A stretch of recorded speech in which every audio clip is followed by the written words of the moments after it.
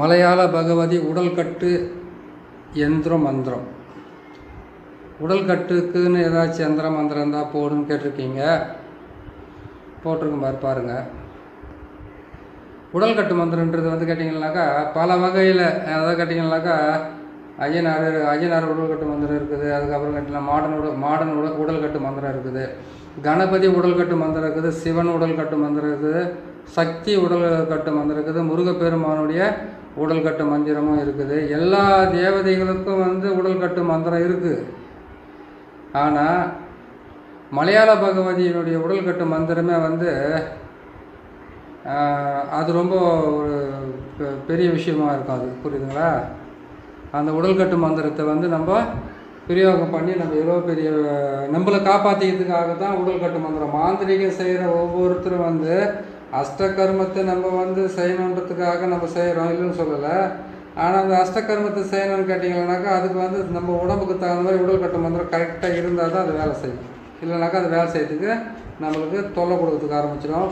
அந்த உடல்கட்டு மந்திரம் போடாமல் நம்ம மாந்திரிகத்தை பிரயோகம் பண்ணுறதுக்கு ஆரம்பிச்சிட்டோம்னாக்கா அதுவும் ஒரு பிரச்சனை தான். பிரச்சனைகளை வளர்த்துக்கிட்டே தான் போகுமே தவிர இது மட்டும் குறையிறதுக்கு வாய்ப்பே கிடையாது. அதான் கேட்டிங்கன்னாக்கா புவனேஸ்வரி, பராசக்தி, அகிலாண்டேஸ்வரி, புரியுதுங்களா, உமையவள், பத்ரகாளி, இவங்கெல்லாம் வந்து கேட்டிங்கன்னாக்கா இவங்களுடைய இதில் வரக்கூடியவங்க தான் இந்த நம்ம பகவதி, மலையாள பகவதி மாந்திரீக உடல்கட்டு மந்திரம். சரிங்களா?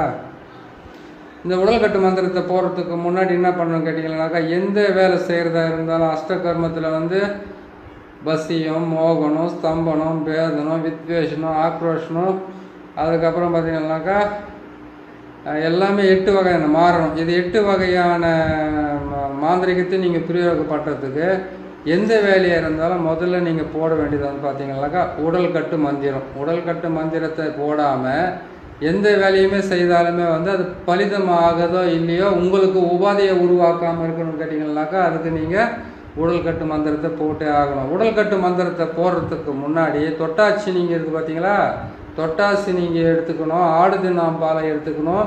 ஆடாதோடனுடைய வேர் எடுத்துக்கணும். இது 3த்தையும் எடுத்து உங்கள் உடம்புக்குள்ளே வந்து பார்த்தீங்கன்னாக்கா அப்புறம் வந்து சிவனார் வேம்புன்னுவாங்க. சிவனார் வேம்பு வாங்கிட்டு வாங்க. சிவனார் வாங்கிட்டு வந்து இது எல்லாமே ஒன்றா சேர்த்து நீங்கள் ஒரு தாயத்தை போட்டுக்கணும் கழுத்தில். அது போட்டுக்கிட்டதுக்கப்புறம் வந்து கேட்டிங்கன்னாக்கா இந்த சிவனார் வேம்பு, அதுக்கப்புறம் கேட்டிங்கன்னாக்கா இந்த தொட்டாச்சி நீங்கள் ஆடுதின்னாம்பாலை, ஆடாதோட இது மொத்தத்தையும் கரெக்டாக எடுத்துக்கோங்க. எடுத்துன்னு வந்து கரெக்டாக நீங்கள் செய்து அந்த தாயத்துக்குள்ளே வந்து அடைச்சி முதல்ல நீங்கள் போட்டுக்குங்க.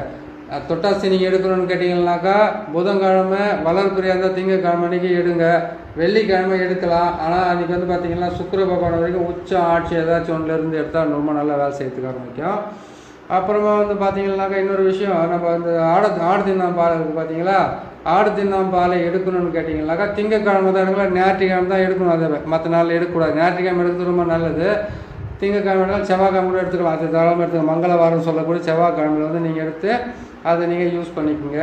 அது எடுத்துட்டிங்களா, தாயத்தை செய்து நீங்கள் போட்டுக்கிட்டீங்களா, போட்டதுக்கப்புறம் பார்த்தீங்கன்னாக்கா அந்த தாயத்தை செய்து நீங்கள் போட்டுக்கிட்டதுக்கப்புறம் இந்த உடல்கட்டு மந்திரத்தை நீங்கள் போட்டு சொல்லி ஒரு வாரம் வரைக்கும் நீங்கள் அதை மனசுக்குள்ளே வந்து நீங்கள் அதை பதிய வைக்கணும். பதிய வைக்கிறதுக்கு முன்னாடி நீங்கள் வந்து நான்வெஜ்ஜு சாப்பிடக்கூடாது. தீட்டு கணவன் மனைவியாக இருந்தாக்கா ஆண் பெண் சேர்க்கை இருக்கக்கூடாது. ஒரு டெத்துக்கு போகக்கூடாது. அதே மாதிரி கேட்டிங்கன்னா ஒரு பெண்ணு வந்து புஷ்பவதியானாக்கா அங்கே போகக்கூடாது. அந்த சாப்பாடெலாம் சாப்பிடக்கூடாது. அதுக்கப்புறம் வந்து கேட்டிங்கன்னாக்கா ஒரு பெண்ணு குழந்தை பெற்று இருந்தாக்கா அந்த வீட்டில் போய் சாப்பிடுவாங்க. இந்த தீட்டு எல்லாம் படாமல் ஒரு வாரம் இல்லைனா ஒரு மண்டலம் 48 நாள் இந்த காலத்துலலாம் வந்து யாரும் கரெக்டாக இருந்தாலும் வந்து சாமிக்காகவோ இவங்க செய்கிற தொழிலுக்காகவோ வந்து யாரும் இருக்க போகிறதில்ல. அதனால் நீங்கள் என்ன பண்ணுங்க, ஒரு வாரம் 7 நாளாவது இருங்க. 7 நாளாவது கரெக்டாக என்ன பண்ணுங்கன்னா ஒரு பொழுதோடு இருந்து இந்த மலையாள பகவதியினுடைய உடல்கட்டு மந்திரத்தை நீங்கள் பிரயோகம் பண்ணி நீங்கள் தாராளமாக நல்லபடியாக வந்து நீங்கள் அது போட்டு செய்துட்டாவே செய்து முடிக்கணும். செய்து முடிக்கிறதுக்கு முன்னாடி நீங்கள் இந்த உடல்கட்டு மந்திரத்தை செய்யறதுக்கு முன்னாடி முதல்ல வந்து மயானத்துக்கு போகணும். மயானத்தில் போட்டு எரிமேடை இருக்குதா, அந்த எரிமேடை இருக்குதா, இல்லை எரிமேடை இல்லைன்னா கூட பரவாயில்ல, எங்கேயாவது பணத்தை எரிச்சிருக்காங்களா, அந்த எரிச்ச இடத்துல போய் உட்காந்துன்னா அந்த சாம்பலுக்கு பக்கத்தில் ருத்ரனுடைய விபூதின்னு சொல்லுவாங்க. அது புரியுதுங்களா? அங்கே போயிட்டு என்ன பண்ணிக்கிட்டா முதல்ல வந்து 4 பக்கமும் கற்பூரம் கொளுத்திட்டு நீங்கள் என்ன பண்ணுறீங்கன்னாக்கா மனசார வேண்டிக்கணும். ருத்ர பகவான்கிட்ட இருந்து மனசார வேண்டிக்கங்க. இந்த மாதிரி வந்து நான் அந்த மாந்திரிகத்தில் வந்து தொடக்கூடிய எல்லா பொருளுமே வந்து எனக்கு பலிதமாகணும், சொல்கிறது வந்து வார்த்தை பலிதம் இருக்கணும், செய்கிற தொழில் பலிதம் இருக்கணும், மக்கள் வந்து நம்பி வர்றவங்களுக்கு உண்டான செய்து கொடுக்குற எல்லா வேலையுமே வந்து நல்லபடியாக நடக்கணும்னு நீங்கள் செய்துக்குங்க. செய்து கொடுத்து அவங்க ஏதாச்சும் ஒரு மிஸ் பண்ணிட்டு தவறானாக்கா எந்த தப்பும் கிடையாது. நீங்கள் செய்து கொடுக்கறதுல வந்து கொஞ்சம் எனக்கு இந்த மாதிரி உதவி செஞ்சு ருத்ரபூமியில் போய் உக்காந்து நீங்கள் மனசார வேண்டிக்கிட்டு அதை முடிச்சுக்கிட்டு அங்கேருந்து கற்பூரத்தை கொளுத்திட்டு அங்கேருந்து வந்தோடனே என்ன பண்ணி ஹரிச்சந்திரன் சொல்லுவாங்க இல்லையா, இடுகாடு, அந்த இடுகாட்டான வந்து ஒரு கற்பூரத்தை கொளுத்துங்க.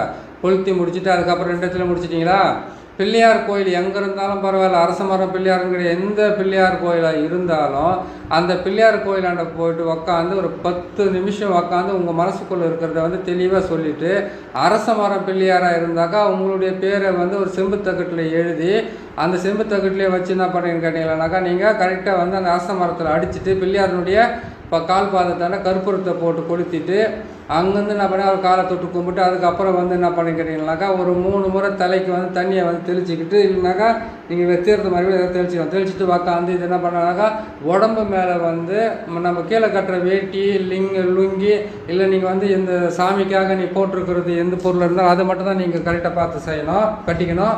அதை விட்டுட்டு வந்து நம்ம ஏதாவது ஒரு துணியை கட்டிக்கிட்டு உட்காந்து மந்திரத்தை சொல்கிறோன்னு சொல்லக்கூடாது. இதை பார்த்து கரெக்டாக செய்யுங்க. அப்படியே வந்து இல்லைனாக்கா விநாயகர் பெருமாள் இல்லைனாக்கா முருகப்பெருமான்கிட்ட போய் உட்காந்து கோயில் அதை சுப்பிரமணியர் கோயிலில் போய் உக்காந்துக்கிட்டு இந்த மந்திரத்துங்களை சொல்லி நீங்கள் மனப்படம் பண்ணிக்கிட்டு வரணும். சரிங்களா? அந்த மாதிரி செஞ்சால் தான் அது வந்து கரெக்டாக வரும்.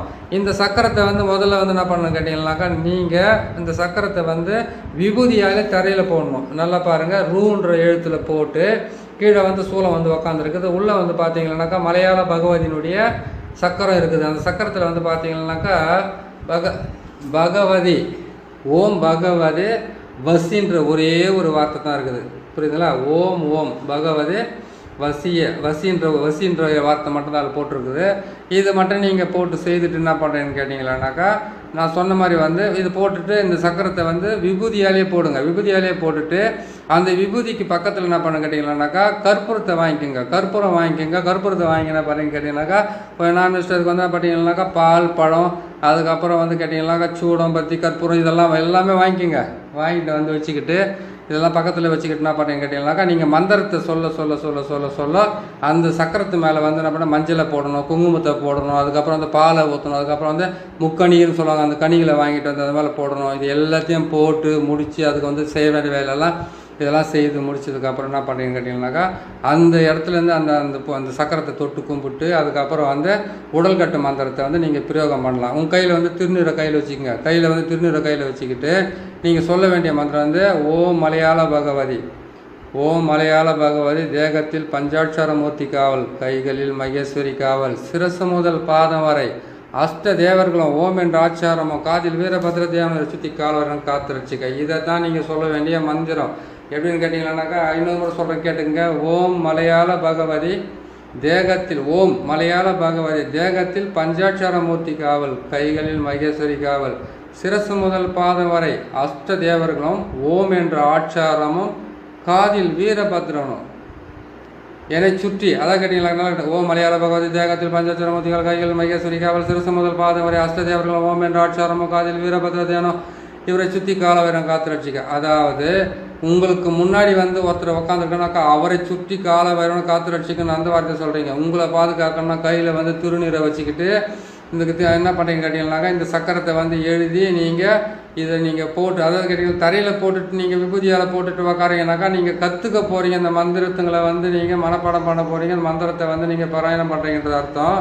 இதே சக்கரத்தை வந்து நீங்கள் தகட்டில் எழுதி அந்த தகட்டோட சேர்த்து அஷ்டகந்தமும் கட்டுச்சாந்தி, இதை அஷ்டகந்தம், புணுக்கு, ஜவ்வாது, கஸ்தூரி இதையெல்லாம் சேர்த்து நீங்கள் மையாக்கி அந்த மையை வந்து வச்சு நீங்கள் செய்துட்டு இது தேக சுத்தி பண்ணிக்கணும். அதுக்கப்புறம் மந்திரத்தினுடைய மந்திர சுத்தி, அதுக்கப்புறம் கேட்டிங்கனாக்கா எந்திர சுத்தி, அதுக்கப்புறம் இதெல்லாம் செஞ்சிடணும்.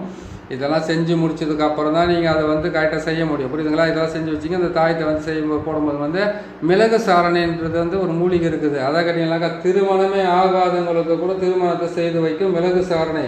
வெள்ளிக்கிழமை அன்னைக்கு காலையில் சுக்கிரவாரம் சொல்லக்கூடிய அந்த காலையில் 6லேருந்து 7 மணிக்கு சுக்கிரவாரையில் வந்து இதுக்கு எலுமிச்சம் பழமும் தயிர் சாதம் அதுக்கப்புறம் பால் பழமெல்லாம் வச்சு அதனுடைய ஆணி வேறு அறுபடாமல் பிடிங்கிட்டு வந்து ஒரு பெண்ணை வந்து திருமணம் பண்ணிக்கிறதுக்கு ஒரு ஆணை திருமணம் பண்ணிக்கிறதுக்கு அந்த தாயத்தை வெள்ளி தாயத்தில் போட்டு கொடுத்தாங்கன்னாக்கா அது கரெக்டாக திருமணம் நடக்கும், இல்லைன்னு சொல்லலை.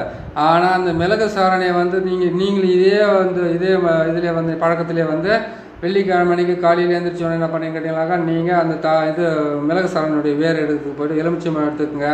அதுக்கப்புறம் மஞ்சள் நூல் எடுத்துக்கங்க. அந்த மஞ்சள் நூலை கொண்டு போயிட்டு அது மேலே வந்து காப்பு மாதிரி கட்டிட்டு அது நிறைய பேர் மூலிகை சாப்பிட்டு சொல்லுவாங்க. சிவன் சாபம் நசி நசி, சக்தி சாபம் நசி நசி, தேவர்கள் சாபம் நசி நசி, சித்தர்கள் சாபம் நசி நசி, நசி நசி நசி எனக்கு வசியமாக கடவுண்டு உரம் வந்திருக்குது. ஓம் மூலி சர்வ மூலி ஜீவ மூலி உன் உயிர் உன்னுடலில் இருக்க எனக்கு வசப்படவாக ஓம் சுவாகம் சொல்கிற அது ஒரு மந்திரம் இருக்குது. பல மந்திரங்கள் இருக்குது. இதில் எல்லாம் வந்து இது ஒரு மந்திரம் தான் கிடையாது. எத்தனை சித்திரங்கள் அத்தனை சித்திரம் வந்து ஆளுக்கு ஒரு மந்திரத்தை கண்டுபிடிச்சிட்டு வச்சுட்டு போயிடுற மாதிரி இருக்குது. அதனால் நீங்கள் என்ன பண்ணுன்னு கேட்டீங்கன்னாக்கா நான் சொல்கிற மந்திரத்தை வந்து பிடிச்ச சொல்லிங்க. இல்லை உங்களுக்கு வந்து அந்த மூலிகைக்கு உண்டான மந்திரம் இருந்தாக்கா நீங்கள் சேர்த்துனா நீங்கள் செஞ்சுக்கோங்க, ஒன்றும் தப்பு கிடையாது. சரிங்களா? அது செய்து முடிச்சுட்டு நான் பண்ணிக்கிறீங்களா அது கொண்டு வந்து நீங்கள் தாயத்தை வெள்ளி தாயத்தில் போட்டுட்டு கட்டலாம், வலது கையில் கட்டிக்கலாம், இடுப்பு கட்டிக்கலாம், கழுத்தில் கட்டிக்கலாம். இது கட்டிக்கிட்டு வந்து என்ன பண்ணிங்கன்னாக்கா அதுவே அதுக்கப்புறம் நான் சொன்ன மாதிரி தொட்டாசி நீங்கள் ஆடுது நம்பால் ஆடாதோட வேறு இது எல்லாமே கொண்டு வந்து போடணும். நம்ம ஒரு மாந்திரிக சேரங்களை வந்து பார்த்திங்கன்னாக்கா அஷ்டகர்ம மூலிகைன்னு வந்து பார்த்திங்கன்னாக்கா 8 வகையான மூலிகை இருக்குது. ஆனால் இதுங்களில் வந்து சில மூலிகைகளை பார்த்திங்கன்னாக்கா உடல் கட்டு மந்திரத்துக்காகவும் நம்ம ஏவி விடக்கூடிய ஏவுலங்களுக்காக உண்டான மந்திரங்கள்லாம் பல மந்திரங்கள்லாம் தனித்தனி இருக்குது. உடல் கட்டு மந்திரத்தை நல்ல மந்திரத்தை போடுன்னு சொல்லிட்டு ஒரு கேட்டிருக்கீங்க நிறைய பேர். ஆனால் உடல் கட்டு மந்திரத்தை நான் போட்டிருக்கிறேன். அதுவும் மலையாள பகவதியினுடைய உடல் கட்டு மந்திரத்தை போட்டிருக்கேன். எந்திர மந்திரம் 2மே போட்டிருக்கேன் பாருங்கள். இதை பார்த்து நீங்கள் கரெக்டாக செய்து கொடுங்க மற்றவங்களுக்கு. இது வந்து பார்த்து செய்யறதுக்கு முன்னாடி எந்திரத்து இந்த அச்சாரத்தை போட்டுக்குங்க. இந்த அச்சாரத்தை போட்டுட்டு நீங்கள் கரெக்டாக எழுதிக்குங்க. எழுதிக்கிட்டு என்ன பண்ணீங்க கேட்டிங்கனாக்கா தகுடை வந்து கீழே வந்து விபூதி போட்டு செய்து முடிச்சிட்டிங்களா? செய்து முடிச்ச உடனே ஒரு 7 நாளைக்கு தான் சொல்கிறேன் பார்த்தீங்களா, நீங்கள் கொஞ்சம் பத்தியத்தோடு இருங்க. ஏன்னு கேட்டிங்கனாக்கா இதுக்கு வந்து சுத்தமாக இருக்கணும். எனக்கு ஒரு தொழில் கற்றுக்கிறீங்கன்னா ஒரு பயபக்தியோடு இருங்க. கரெக்டாக வந்துடும் பாருங்க எல்லாமே. சரிங்களா? இந்த சேனலை பார்க்குறீங்க, நீங்கள் கேட்டதை போட்டு கொடுத்துருப்பேன். சேனல் பார்க்குறீங்க, பிடிச்சிருக்குன்னு நினைக்கிறேன். பிடிச்சிருந்தாக்கா இதை வந்து சப்ஸ்கிரைப் பண்ணுங்கள், லைக் பண்ணுங்கள், ஷேர் பண்ணுங்கள்.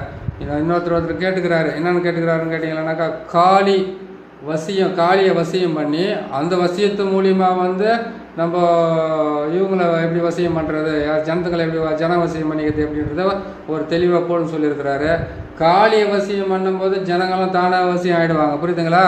ஆனால் ஒன்று, காளியை நீ வசியம் பண்ணித்துக்கு உக்காடுறியா உனக்கு வந்து வேறு எந்த விதமான ஆசையும் இல்லாமல் தான் சரியாக போயிடுது, புரியுதுங்களா? ஆசை இல்லாமல் தன்னைத்தானே தனக்காக மட்டுமே வாழ்றதை விட்டுட்டு மக்களுக்காக வாழ்றதுக்காக எடுக்கிற அந்த முயற்சியில் வந்து ஏதோ 1-2 தவறாக போகுது. அதெல்லாம் தனிப்பட்ட விஷயம். செய்கிறவங்க தவறாக செஞ்சுருக்கலாம், இல்லை நம்ம ஏதோ ஒன்று இதில் வந்து செஞ்சுருக்கலாம்னா நீங்கள் காளியை சித்தி பண்ணுறீங்கன்னாவே காளிக்காக மட்டுமே வாழ்கிற மாதிரி இருந்தாக்கா தானாகவே வசியம் ஆகாது. இருந்தாலும் வந்து காளி வசியத்தினுடைய ரகசியம் என்னன்றது, காளி எப்படி வசியம் பண்ணுறது நான் போட்டு கொடுக்குறேன். மோகினி வசியமும் இருக்குது, காளி வசியமும் இருக்குது, பெண்கள் வசியம், எத்தனையோ வசியம் இருக்குது. ஒவ்வொன்றா போட்டுக்கிட்டு வரேன். நீங்கள் கொஞ்சம் மனசுக்கு தடைப்படுத்திட்டு கொஞ்சம் இருங்க, நான் போட்டு தரேன். ஆனால் அது எப்படி பண்ணுறது எது பண்ணுறதுன்றது தெளிவாக போகிறேன். நிறைய வேலைங்க இருக்கிறதுனால அது நான் போட்டு தரேங்க. நம்ம சேனலில் இப்போ இது போட்டிருக்கிறோம் பாருங்கள். சேனல் சப்ஸ்கிரைப் பண்ணுங்கள், லைக் பண்ணுங்கள், ஷேர் பண்ணுங்கள். இன்னொரு நல்ல பதிவில் நான் உங்களை சந்திக்கிறேன். நன்றி, வணக்கம்.